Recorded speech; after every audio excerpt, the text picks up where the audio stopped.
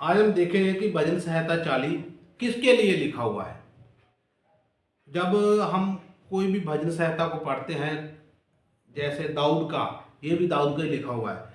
तो दाऊद जब प्रार्थना करता है तो प्रार्थना करते समय हमें ऐसा लगता है कि दाऊद शायद उस समय के लिए प्रार्थना कर रहा है जब दाऊद शाऊल से डरता हुआ भाग रहा था। तो दाऊद प्रार्थना कर रहा है कि मेरे दुश्मन से मुझे छुड़ा।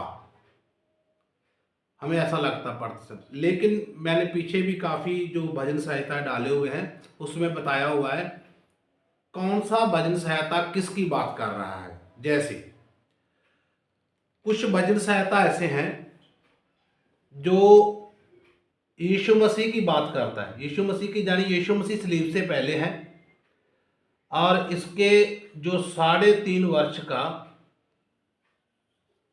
इसकी सेवा है उसकी बात करते हैं। कुछ ऐसे भजन संहिता है जो यीशु मसीह के बलिदान की बात करते हैं।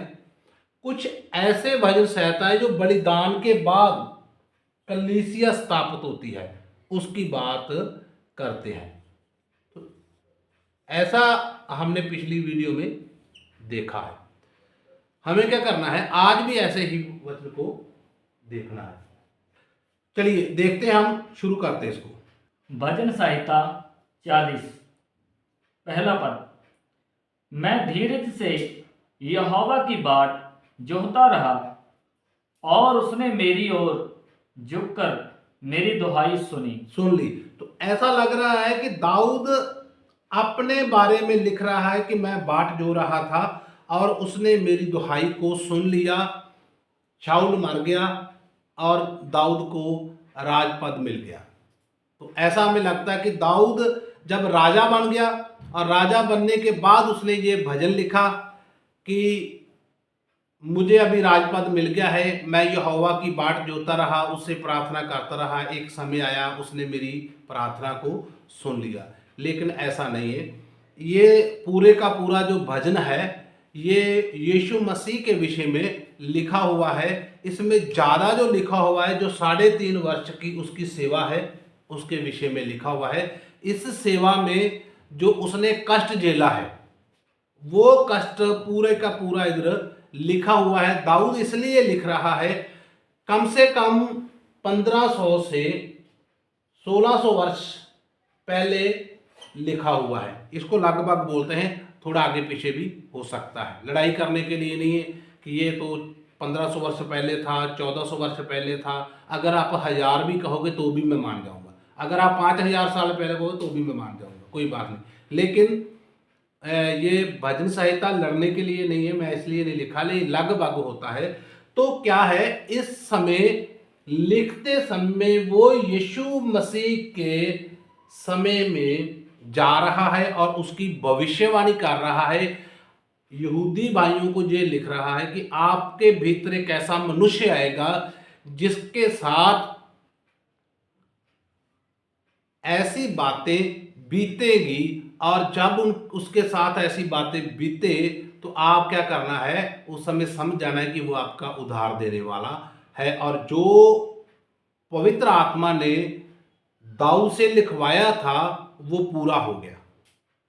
ठीक है, इसलिए तो ये यीशु के विषय में लिखा हुआ है, मैं धीरज से यहोवा की बाट जोता रहा।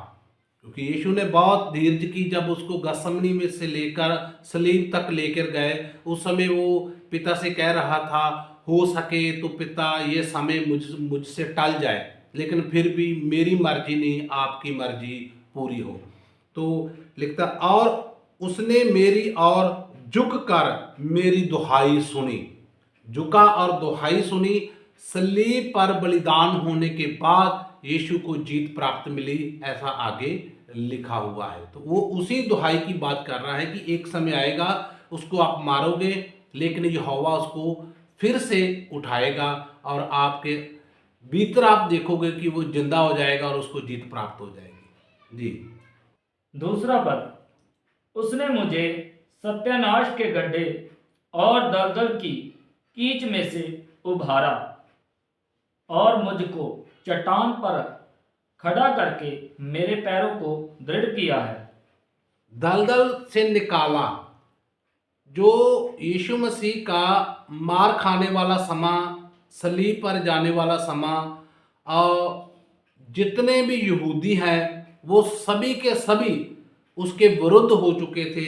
उस समय को वो दलदल कह रहा है और कीच कह रहा है, लेकिन साथ साथ ये भी कह रहा है, और मुझको चट्टान पर खड़ा करके मेरे पैरों को दृढ़ किया। ये है यीशु मसीह की सलीब पर मृत्यु के बाद जो जीत मिली है। अब जिस चट्टान पर यीशु मसीह ठहरा हुआ है, जहां पर जिस चट्टान पर यीशु मसीह को पिता ने ठहरा दिया, उस चट्टान की बात कर रहा है कि उसके पैर इतने दृढ़ हो जाएंगे, ऐसी चट्टान पर वो खड़ा हो जाएगा। जैसे देखें, हम आज अगर कोई स्वर्ग में जाना चाहता है, अगर कोई अपना उद्धार पाना चाहता है, मोक्ष को, तो उसको यीशु के पास आना पड़ेगा। यीशु को पिता ने सलीब के बाद ऐसे जिंदा किया और जो पूरे का पूरा राज्य है वो उसको दे दिया। तो यही बात वहां पर भजन सहायता लिखने वाला कह रहा है। जी। 3 पद, उसने मुझे एक नया गीत सिखाया जो हमारे परमेश्वर की स्तुति का है। स्तुति का है। कौन सा गीत? देखिए, जब सलीब के पीछे थे तो ये लोग गीत तो बोला करते थे, लेकिन उसमें आनंद नहीं हुआ करता था, शांति नहीं हुआ करती थी। स्तुति तो करते थे, लेकिन रो रो कर स्तुति करते थे। लेकिन दाऊद राजा इस बात को लिख रहा है कि उसने मुझे एक नया गीत सिखाया। उस गीत में क्या है? परमेश्वर की स्तुति है। और वो परमेश्वर की स्तुति करने वाले कौन है? जी। बहुतेरे यह देखकर डरेंगे और यहोवा पर भरोसा रखेंगे। बहुत लोग यह देखेंगे और उसकी महिमा करेंगे। बहुत लोग एक नया गीत यानी सलीब पर यीशु बलिदान हुआ और कलीसिया स्थापित हुई। कलीसिया में सभी वो लोग थे जिनको कभी पिता के पास आने की अनुमति नहीं दी जाती थी। यहूदी भाई उनको सूअर और कुत्ते कहकर संबोधित करते थे, कहते ये खतनाहीन लोग हैं, ये कभी भी परमेश्वर के पास नहीं आ सकते। तो कह रहा है, बहुत लोग यह देखेंगे और उसकी महिमा करेंगे और यहोवा पर भरोसा करेंगे। तो सलीब से पहले तो कुछ भी नहीं था। सलीब के बाद की यह बात हो रही है कि सलीब के बाद एक ऐसा समय आएगा, लेकिन वो समा लाने वाला कौन है वो भी आपके पास आएगा। उस समय आप समझ लेना कि सभी लोगों के लिए जो परमेश्वर ने द्वार खोल दिया है।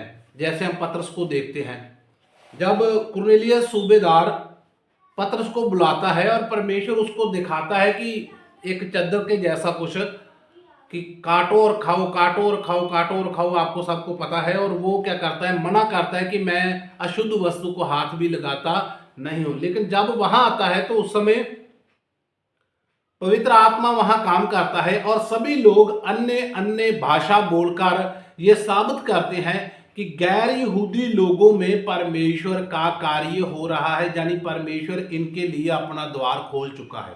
तो ये बात पहले ही दाऊद बोलकर उनको लिखकर बता रहा है कि ऐसा उस समय होगा कि बहुत से लोग उस पर भरोसा रखेंगे। जी। 4 पद, क्या ही धन्य है वह पुरुष जो यहोवा पर भरोसा करता है। जैसे हम भजन संहिता 32 में देखते हैं, क्या ही धन्य वह पुरुष जिनके पाप क्षमा हो चुके और परमेश्वर उनके पापों को फिर देखता नहीं है। तो सेम बात यहाँ पर कहकर संबोधित कर रहा है कि वो चाहे यहूदी है चाहे गैर यहूदी है, कोई भी है, लेकिन क्या है धन्य वह पुरुष जो यहोवा पर भरोसा रखता है। जी। तो ये प्रभु यीशु मसीह के बारे में है या कलीसिया के बारे में? जी, कलीसिया के बारे में। देखिए, क्या है वह धन्य लोग जो यहोवा पर भरोसा रखते हैं। तो सलीब से पहले ही यहोवा पर या फिर यीशु मसीह पर भरोसा नहीं होता था। सलीब से पहले भरोसा होता था मंदिर पर, और मंदिर में दिए जाने वाले बलिदान पर, जहां फिर अपने खतने पर उनका भरोसा हुआ करता था। डायरेक्ट परमेश्वर पर कोई भरोसा नहीं कर सकता था, लेकिन उसके लिए क्या हुआ, रास्ता खोल दिया गया यीशु मसीह के द्वारा। जी। और अभिमानियों और मिथ्या की ओर मुड़ने वालों की ओर मुंह ना फेरता हो। अभिमानी, मिथ्या, ये कौन लोग थे? जो लोग तो यीशु मसीह के द्वारा यहोवा पर भरोसा रखते हैं, परमेश्वर पर भरोसा रखते हैं, वो लोग तो धन्य हो गए। लेकिन जो यीशु मसीह पर भरोसा नहीं लाए उस समय या आज, वो लोग अभिमानी गिने गए। अभिमानियों की ओर परमेश्वर मुंह ना फेरेगा, यानी उनको प्रभु कभी भी उधार या मुक्ति नहीं दे पाएगा या नहीं देगा। सिर्फ वो लोग मुक्ति पाएंगे जो लोग यीशु मसीह के द्वारा यहोवा पर भरोसा रखते हैं। द्वार यीशु मसीह है, यीशु मसीह के अलावा कोई दूसरा द्वार नहीं है। लेकिन यह भविष्यवाणी दाऊद राजा पहले ही कर रहा है, कलीसिया को देख रहा है कि क्या है धन्य वे लोग जो यहोवा पर भरोसा रखेंगे और पवित्र हो जाएंगे। जी। हे मेरे परमेश्वर यहोवा, तूने बहुत से काम किए हैं, जो आश्चर्य कर्म और कल्पनाएं तू हमारे लिए करता है वे बहुत सी हैं। तेरे तुल्य कोई नहीं। मैं तो चाहता हूं कि खोलकर उनकी चर्चा करूं। देखिए, दाऊद राजा इस समय अपनी बात कर रहा है, अपने विषय में लिख रहा है। क्यों लिख रहा है? क्योंकि दाऊद को यहां की पूरी समझ आ रही है कि कैसे लोग यीशु के लहू से धर्मी ठहरेंगे। और वो जहां पर जो आश्चर्य कर्म हुए, जो प्रभु ने चमत्कार किए, वो सभी उसके दिमाग में परमेश्वर उसको दिखा रहा है। और कैसे लोग भले चंगे हो जाएंगे, यीशु पर विश्वास लाकर कैसे बड़े चंगे हो जाएंगे। ऐसी बातों को अपने दिमाग में लेकर आते हुए कह रहा है, हे मेरे परमेश्वर यहोवा, तूने बहुत से काम किए हैं और जो आश्चर्य कर्म और विचार तू हमारे लिए रखता है। देखिए, दाऊद पहले ही इस बात को विचार में ला रहा है, प्रभु आप इतनी बड़ी दया के मालिक हैं, आप हम पर इतनी बड़ी दया करने के लिए जा रहे हैं, आप हमारे लिए इतना बड़ा विचार रखते हैं। तो ये सोचकर वो हैरान हो रहा है। वह बहुत सी है, तेरे तुल्य कोई नहीं, कोई तेरे तुल्य जो आप मनुष्य के लिए सोच सकते हो या फिर कर सकते हो, ऐसा कोई भी नहीं है। मैं तो चाहता हूं कि खोलकर उनकी चर्चा करूं, परंतु उसकी गिनती नहीं हो सकती। तो देखिए, दाऊद उस समय जो सलीब से पहले यीशु ने किया, सलीब पर किया, कलीसिया स्थापित की, उसको देखता हुआ सोच रहा है कि वो परमेश्वर जो आप चाहते हैं, जो आप हमारे लिए सोच रखा है, मैं चाहता हूं किसी तरीके से लिख सकूं, लेकिन मैं लिख ही नहीं सकता। कि आगे दर्शन को देखकर वो बोल रहा है कि उनकी गिनती नहीं हो सकती जो आपने आश्चर्य कर्म किए हैं, जो आपने हमारे लिए किया है ना, वो हमारे वर्णन से बाहर है। और जो आपने कल्पनाएं हमारे लिए की है ना। तो मैं तो सोचा था कि शायद आप दंड देने वाले परमेश्वर हो, लेकिन आप तो दया करने वाले परमेश्वर हो। तो देखिए, दाऊद पहले इस बात को लिख रहा है कि आप दया करने वाले परमेश्वर हो। हम दया में जीते हुए भी यीशु मसीह को दंड देने वाला परमेश्वर घोषित करते हैं। सही बात है, बिल्कुल सही है। चलिए आगे। मेल बलि और अन्न बलि से तू प्रसन्न नहीं होता। तूने मेरे कान खोले हैं। होम बलि और पाप बलि तूने नहीं चाहा। तो हम तो सोच रहे हैं कि शायद हम होम बलि और पाप बलि से ही हम प्रसन्न होते हैं।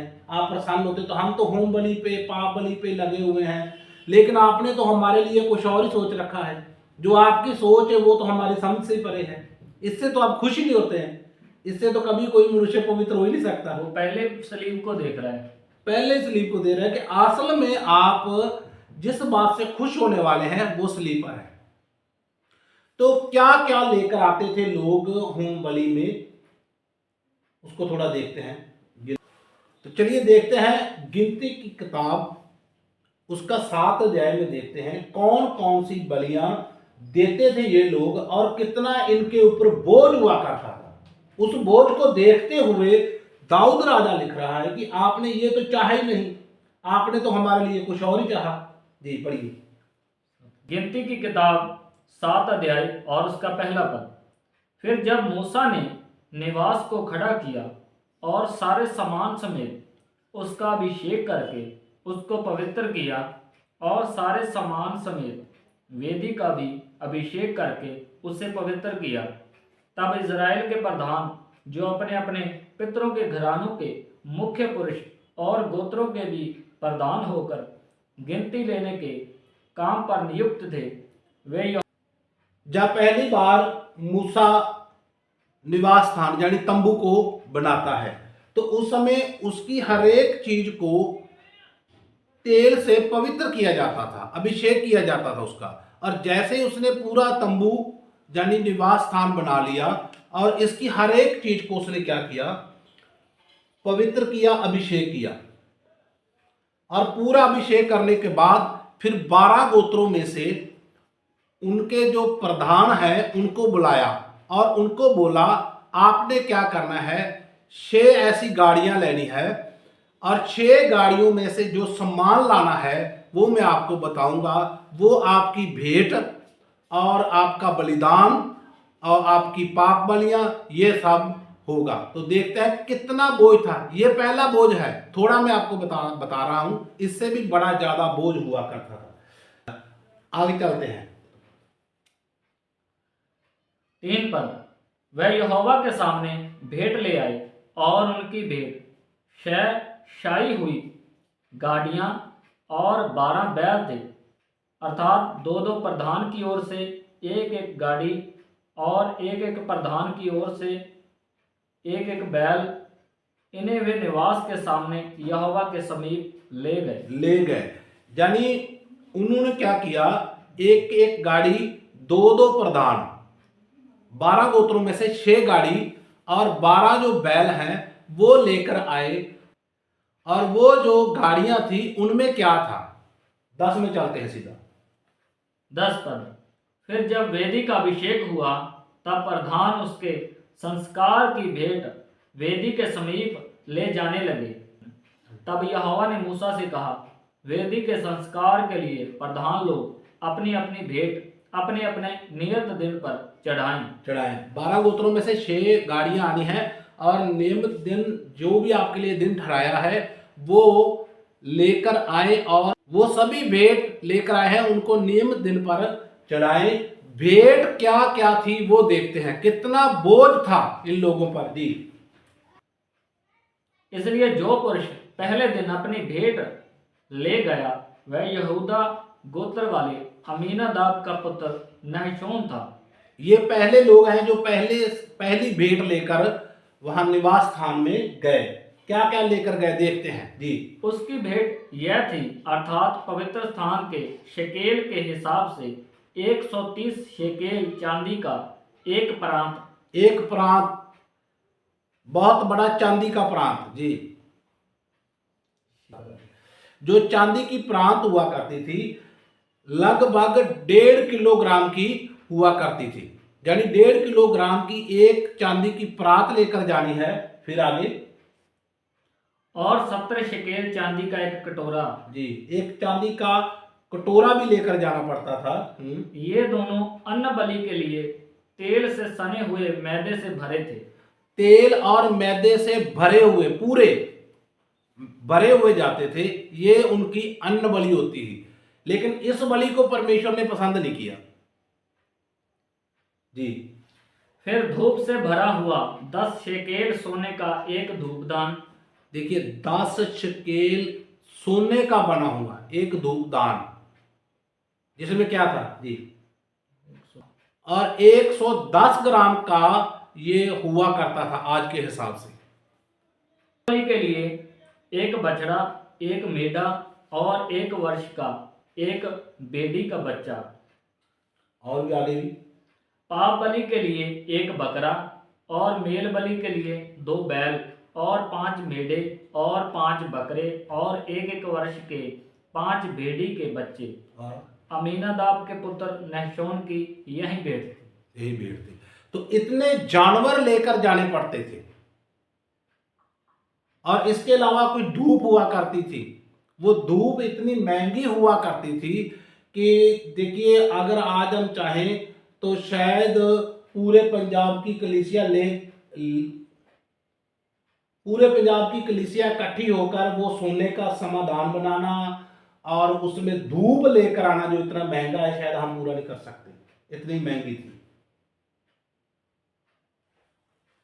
तो ये सभी परमेश्वर को क्या करते थे, ये दिया करते थे। दाऊद उस समय देखता है कि बलिदान और भेंट को तो आपने चाहे नहीं, हमारे लिए तो आपने कुछ और ही सोच रखा था। और ये मैंने आपको थोड़ा सा बताया है। इसके अलावा बड़ी ज्यादा बलिदान और भेंट हुआ करती थी। पूरा पूरा समय इनका बलिदान और भेंट में ही चला जाता था। लेकिन दाऊद देख रहा है कि प्रभु आपने ये तो चाहे नहीं, हम तो कहीं और ही लगे रहे और कोई काम कर रहे हैं। जी आइए हम वापस चलते हैं भजन संहिता में आगे। पर उस समय तक तो ये इनके लिए ठहराया था। जी हाँ, उस समय तक इनके लिए ठहराया था, लेकिन परमेश्वर इनकी बलियों से और इन सब से कभी खुश नहीं हुआ, क्योंकि ये खुश कर नहीं ना पाए। क्यों नहीं खुश कर पाए? एक बलिदान देते थे, दूसरा होता था, दूसरा बलिदान देते थे, तीसरा होता था। तो ऐसा करके मनुष्य कभी भी परमेश्वर को खुश नहीं कर पाया था। लेकिन वो देखता है कि हम तो आपको खुश नहीं कर पाए, हम जो आपकी दी हुई व्यवस्था उसको पूरा नहीं कर पाए, इसलिए आपने हमारे लिए कुछ और ही सोच रखा है। यानी अपने आप ही बेटा बनकर धरती पर आना, सभी मनुष्यों का उद्धार कर देना, और जो बलि बकरा शतरा वो नहीं कर पाया, वो सबको यीशु मसीह के द्वारा हो गया। जी आगे 7 पद। तब मैंने कहा, देख मैं आया हूं, क्योंकि पुस्तक में मेरे विषय ऐसा ही लिखा हुआ है। तो ये दाऊद राजा पुस्तक को देखकर कह रहा है कि उसने कहा कि मैं आया हूं, मेरे लिए पुस्तक में ये लिखा हुआ है। तो यीशु यहां पर है सलीब के आगे, लेकिन लिखा कहां हुआ है? भजन संहिता में। तो वो ऐसा करके याद कर रहा है कि यीशु ने कहा कि मैं आया हूं, क्योंकि मेरे विषय में पुस्तक में लिखा हुआ है। जी आगे। हे मेरे परमेश्वर, मैं तेरी इच्छा पूरी करने से प्रसन्न हूं। प्रसन्न हूं। हे मेरे परमेश्वर, मैं तेरी इच्छा पूरी करने से प्रसन्न हूं। ये दाऊद नहीं कह रहा है, ये यीशु कह रहा है इस समय कि मैं पिता तेरी इच्छा पूरी करने से प्रसन्न हूं। पहले तो यीशु कहता कि हो सके तो ये समा मुझसे टल जाए, लेकिन बाद में कहता कि आपकी इच्छा पूरी हो, तो मैं इससे प्रसन्न हूं। जी। और तेरी व्यवस्था मेरे अंतःकरण में बसी है। तो जो परमेश्वर की व्यवस्था है उसके बारे में कह रहा है कि हे प्रभु पिता, मैं आपकी जो इच्छा है उसको पूरी करूंगा, जो आपकी व्यवस्था है उसको पूरी करूंगा, क्योंकि आपकी व्यवस्था मेरे अंतःकरण यानी मेरे दिमाग में बसी हुई है। मैं उसको आपकी इच्छा को पूरा करूंगा। जी 9 पद। मैंने बड़ी सभा में धर्म के शुभ समाचार का प्रचार किया है। बड़ी सभा थी। जब यीशु को फरीसी लोग आकर घेर लिया करते थे, यहूदी आकर घेर लिया करते, तो उस समय को पहले ही देखकर दाऊद राजा लिख रहा है कि मैंने बड़ी सभा में आपका सुसमाचार सुनाया। सुसमाचार क्या था? मन फिराओ, स्वर्ग का राज्य नजदीक है। तो स्वर्ग का राज्य कितना नजदीक था? यीशु यहां पर प्रचार करता था, सलीब के आके स्वर्ग का राज्य था। तो नजदीक बोल रहा था कि स्वर्ग का राज्य नजदीक है। जी। देख मैंने अपना मुंह बंद नहीं किया, हे यहोवा तू इसे जानता है। तो इन लोगों को सोच लेना चाहिए था कि हम जो भजन बोलते हैं वो भजन पहले ही ये बात कहता था कि वो सुसमाचार सुनाएगा, वो कभी भी अपनी जीभ को बंद नहीं करेगा, अपने मुंह को बंद नहीं करेगा। तो जब यीशु बोलता था कभी भी अपने मुंह को बंद नहीं करता था, तो इन लोगों को सोच लेना चाहिए था ये सब पहले ही लिखा हुआ था, लेकिन इनकी बुद्धि परमेश्वर ने बंद की थी। जी 10 पद। मैंने तेरा धर्म मन ही में नहीं रखा। मैंने तेरी सच्चाई और तेरे किए हुए उद्धार की चर्चा की है। मैंने तेरी करुणा और सत्यता बड़ी सभा से गुप्त नहीं रखी। नहीं रखा। जो पिता ने कहा कि मेरी धार्मिकता को जाकर उन लोगों को बताना, वो सब मैंने उसकी चर्चा की है। किसी भी बात को जो पिता ने कही, किसी भी बात को उसने गुप्त नहीं रखा, सभी को उनके सामने रख दिया था। तो हमें ऐसा पता है कि यीशु मसीह ने ऐसा ही किया था। जी। 11 पद। हे यहोवा, तू भी अपनी बड़ी दया मुझ पर से ना हटा ले। तेरी करुणा और सत्यता से निरंतर मेरी रक्षा होती रहे। तो ये यीशु उस समय कह रहा था कि मैंने क्या किया, आपका प्रचार किया। मैंने कोई बात नहीं ऐसी रखी अपने मन में, जो आपने कहा वो सब कुछ मैंने सुना दिया, और आपकी करुणा भी मुझ पर बनी रही। हम कह सकते हैं यीशु की प्रार्थना थी उस समय। जी। 12 पद। क्योंकि मैं अनगिनत बुराइयों से घिरा हुआ हूँ, मेरे अधर्म के कामों ने मुझे आ पकड़ा और मैं दृष्टि नहीं उठा सकता। वे गिनती में मेरे सिर के बालों से भी अधिक हैं, इसलिए मेरा हृदय टूट गया। कैसे हो सकता है ये कि यीशु ये कहे मैं अनगिनत बुराइयों से घिरा हुआ हूं? क्या बुराइयां थी? या फिर ये कह देना मेरे अधर्म के कामों ने मुझे आ पकड़ा और मैं दृष्टि नहीं उठा सकता। ऐसा क्या यीशु ने किया था? यहां पर जो लिखा हुआ है उसको समझना है। घेरने वाले कौन है, उनकी बुराई क्या है, उसके बारे में यीशु बात कर रहा है। जो उसको घेरे हुए हैं, जो इतने ज्यादा हैं, कहता है कि मेरे बालों से भी वो ज्यादा लोग हैं जिन लोगों ने मुझे घेर लिया है, उनकी बुराई की बात कर रहा है, ना कि वो अपनी बुराई की बात कर रहा है। 13 पद। हे यहोवा, कृपा करके मुझे छुड़ा ले। हे यहोवा, मेरी सहायता के लिए फुर्ती कर। जब इतने लोगों ने घेर लिया तो उस समय यीशु की ये प्रार्थना थी कि हो सके तो मुझे इन लोगों से छुड़ा ले, आपकी कृपा मुझ पर बने, जहां फिर आपकी कृपा से मैं छुड़ाया जाऊं। तो यहाँ पर जो प्रभु यीशु मसीह सलीब पर यह भी बोलता है कि हे पिता तूने मुझे क्यों छोड़ दिया। हाँ जी, वो लगा सकते हैं, हम देख सकते हैं, उस दिशा में भी हम देख सकते हैं।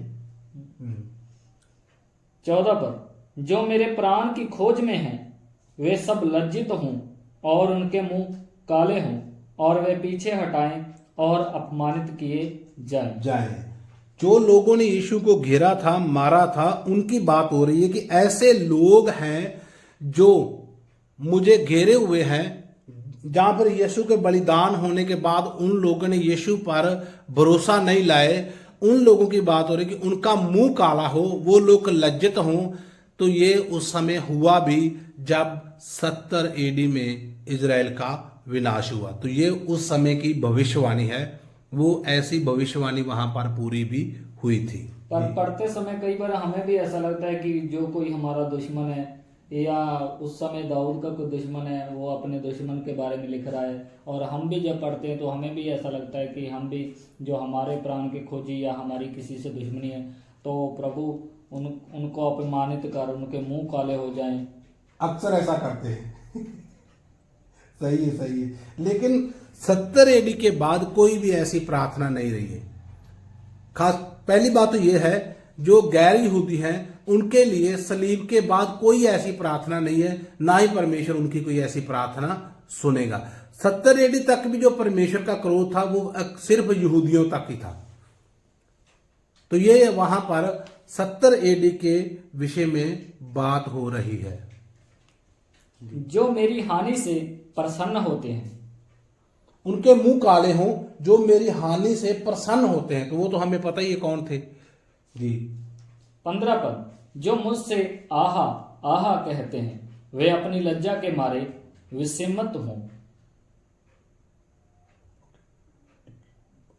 तो ये सभी बातें 70 AD के विषय में लिखी हुई है, जो लोग यीशु को घेरे हुए थे और कह रहे थे इसको सलीब दो, इसको सलीब दो, इसको मार डालो, ये हमारा राजा नहीं है, उनकी बात हो रही।